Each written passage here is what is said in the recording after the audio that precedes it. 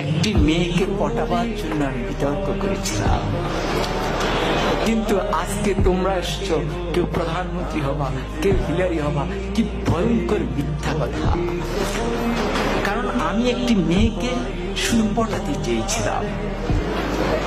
কি দিয়ে? বিতর্ক দিয়ে।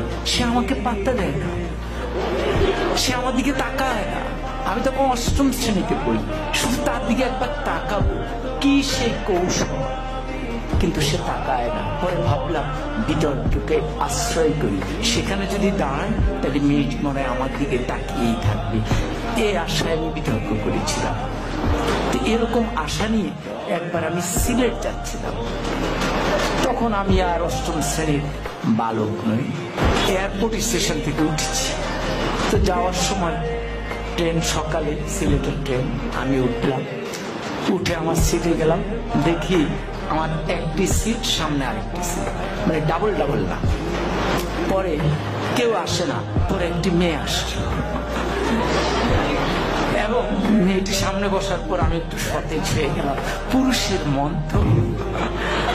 পরে মেয়েটি দেখলাম সাদা গাউন পরা, আমি বুঝলাম সে সিলেট মেডিকেল। তাহলে ভাবলাম যাক, মান সম্পন্নই হয়েছে।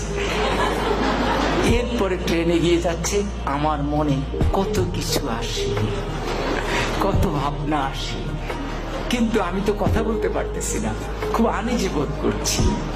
কি করব? ট্রেন যায় ভিড়লো আখাউড়া স্টেশন। আখাউড়া তো নাম শুনেছ না?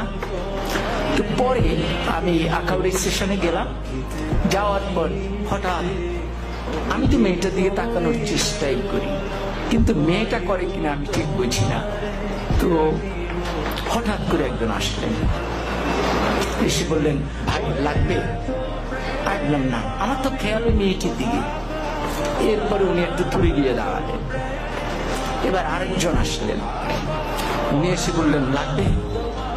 আমি বললাম না। এবার উনিও গিয়ে দাঁড়ালেন, কেউ যাচ্ছেন না।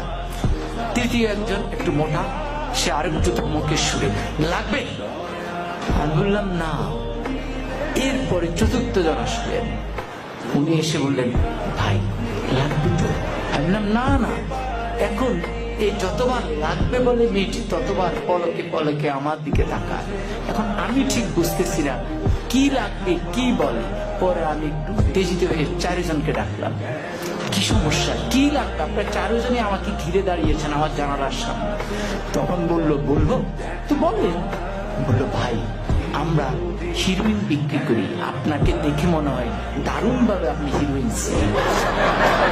ফলে যে মেয়েটির কাছে আমি এয়ারপোর্টের সামনে নায়ক হয়ে উঠলাম, আখাউড়ায় হয়ে গেলাম হিরোইনসি, বাকি সময় আমি আর তার দিকে ভুলেও তাকাইনি। কিন্তু মেয়েটি ওই হিরোইনসি বলার পরে যে মুস্কি হাসি দিয়েছে, সে হাসিটি আজও আমি ভুলিনি।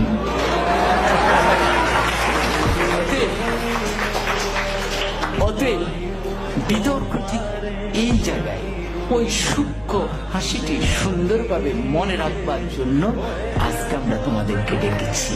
জোর করে মেয়েটিকে উঠিয়ে নেওয়ার জন্য নয়, তার ওই সুন্দর হাসি নিয়ে আমি আমার জীবন পার করে দিচ্ছি। বিতর্ক আমাকে এই জায়গায় শিক্ষাটা দিয়েছে।